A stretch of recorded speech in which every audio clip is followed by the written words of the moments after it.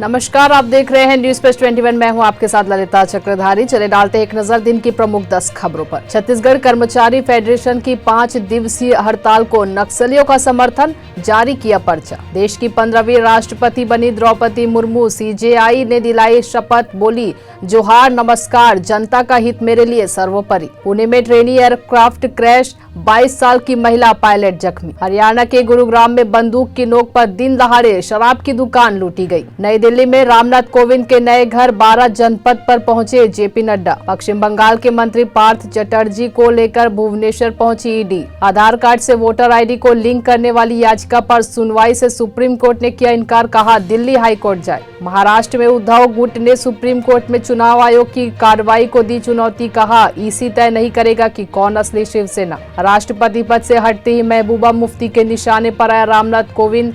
PDP प्रमुख बोली उन्होंने पूरा किया बीजेपी का राजनीतिक एजेंडा। विकी कैटरीना को मिली जान से मारने की धमकी, एक्टर ने पुलिस में शिकायत दर्ज कराई, कहा कई दिनों से परेशान किया जा रहा था। ऐसी ही जानकारी से लगातार अपडेट रहने के लिए देखते रहिए न्यूज प्लस 21, आपके हक की बात।